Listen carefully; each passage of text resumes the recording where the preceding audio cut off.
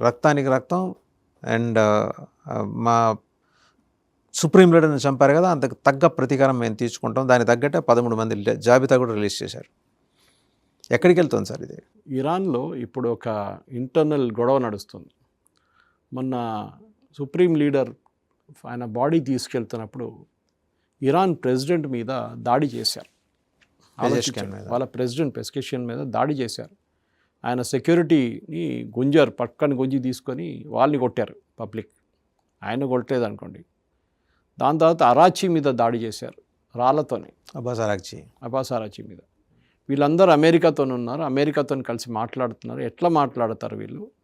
మన సుప్రీం లీడర్ని చంపిన తర్వాత, వాళ్ళ ఫ్యామిలీని చంపిన తర్వాత, దాంతో 40 కమాండర్లను చంపినప్పుడు వీళ్ళు ఎందుకు చర్చలు నడిపిస్తున్నారని ఈ పబ్లిక్, ఆబ్వియస్లీ వీళ్ళందరూ ఐఆర్జీసీ వైపు నుంచి ఉన్న వాళ్ళే, దాంట్లో డౌట్ లేదు.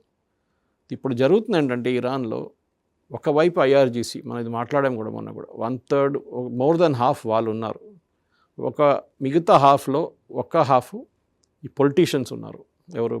అరాచీ, గాలిబాఫ్, పెస్కెషియన్ వీళ్ళు. ఇంకొక హాఫ్ ముల్లాలు ఉన్నారు, రిలీజియస్ లీడర్స్. ఓకే. ఒక టైంలో అయతొల్లా ఖొమేనీ ఉన్నప్పుడు, ఈవెన్ ఖమనీ ఉన్నప్పుడు ఈ రిలీజియస్ లీడర్స్కి ఆల్మోస్ట్ హాఫ్ స్ట్రెంగ్త్ ఉండే, ఇరాన్ మీద పట్టు వాళ్ళది ఉండే. కానీ ఖొమేనీ తర్వాత ఖమనీ వచ్చినప్పుడు కూడా ఖొమేనీ కన్నా చాలా సంవత్సరాలు పరిపాలించారు. ఖొమేనీ 10 సంవత్సరాలే ఉన్నారు. హీ రూల్ ఫర్ 36 years, 1989 నుంచి 2026 దాకా. తో ఆయన అబ్సల్యూట్ ఒక డిక్టేటర్ లాగా బిహేవ్ చేశారు ఖమనీ. ఈ ఖొమేనీ టైంలోనే ఐఆర్జీసీ సెటప్ చేశారు. కానీ దానికి మసిల్ ఇచ్చి, దానికి పవర్ ఇచ్చి, దానికి ఆయుధాలు ఇచ్చి, దానికి డబ్బులు ఇచ్చి చెప్పించింది అంతా ఖమనీ. అప్పుడు ఆయన చెప్పిన మాట వాళ్ళు వింటారు.